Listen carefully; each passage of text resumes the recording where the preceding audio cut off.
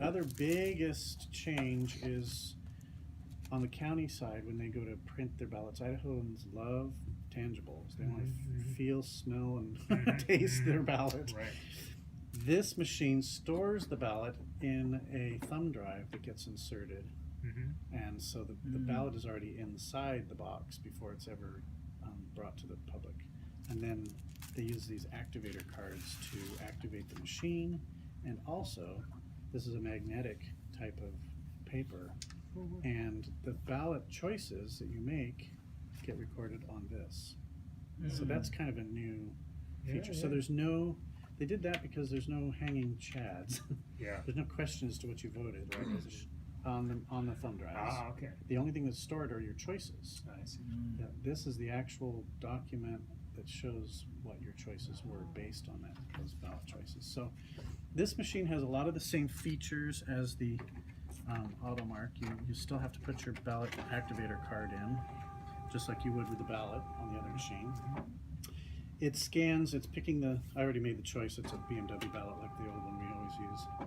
And up comes the screen. So on this screen, black to white might be hard, so you can change it to an easier screen read color-wise. Now the AutoMark can do that as well, so that's just a natural feature that they have built in. Is that easier for everybody? I'll leave it on this if it is.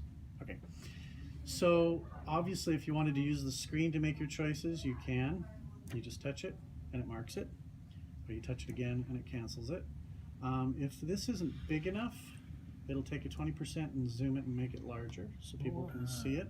It's good for some folks. The other AutoMark does that as well. So these are very similar features on this other machine. The other thing, if they're blind and they don't need to see the screen, they can actually turn the screen off completely and then use the headset to hear everything. So they can make their choices completely using this pad without ever having to see the ballot physically. So those are just some of the neat features. This machine also allows you to turn up the volume on the headset and turn down the volume. Turn up the speed, because blind people can hear faster than sighted people. So they can have and they understand it. It'll also repeat, so they have a repeat button. This is all very similar to the same on the AutoMark, the old AutoMark, as we call it. So that's the best and most important part.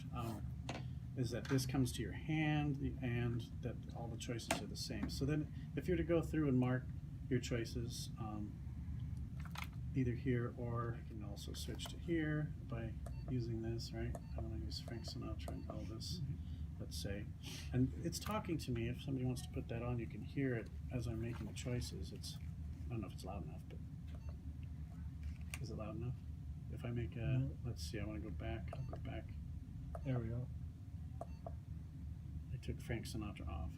He's deselected. He is, see, he's telling you. Don't want Frank. You want Frank? No. You want Buddy?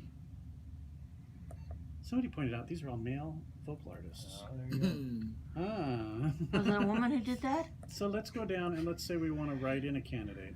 So I can either touch write in, and it'll give me a keyboard to type in, or do it from here by selecting write in. I'm on the write in button. No, I don't want that. Sorry. There we go. I got to take that one off first. Oh, how do I get to it? Why is it not letting me get to Stevie Ray Vaughan? Somebody listening? Yeah, but It's on there? Yep. Okay. I deselected him, right? Mm-hmm. Okay. So I'm going to write in, let's say I'm going to write in share because it's quick. I can go ahead and hit the select button on here, and then I can scroll through the alphabet one letter at a time by using the up and down arrows. So I go A, B, C, and see it's showing you on the screen. C, D, E, right? And then E, and then R. What if you wanted a space? You just... Yeah, there's a space bar. You hit select. Good question, though. P, Q, R.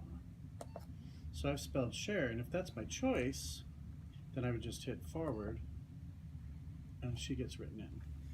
There you go, Vicky. So this is the same format as the auto. Yeah, there you go. I like that one because it's short. Exactly. Cool. And then, obviously, the choices here, and then the idea is, Chocolate. I might as well choose chocolate, right? And then propositions are another, and they made a very simple proposition to show you yes or no questions here, and so on. 3-day weekend. Yes. Yeah, why not? Right? And then would pay increase every 6 months? No, we're too cheap. We're government employees, aren't we? Worse, we're nonprofit. The law says they have. Yeah, right. The law says they have to give them the choice of reviewing their entire ballot, because sighted people have the choice of reviewing their entire ballot. So you'd have the choice to go back and using either this or touching a screen to go back and choose your choices. And once you've decided that is where you want to go, you go forward to the next. It says, okay, this is your last chance to go back, and if you want to, then you just go ahead and hit select for print. And does it tell you how to print on the voice? How to print? Yeah. Yes, it's reading at the screen. So that's the beauty of this machine, and they try to keep it very, very simple. And then as you see, the ballot itself comes out with barcoded information showing you that those are the choices you made. That's what the machine, when you insert this into the counter, it'll read the barcodes, it won't read your words. But if there's ever any question, it shows that I had the right in share, it shows, pretty cool. Chocolate ice cream.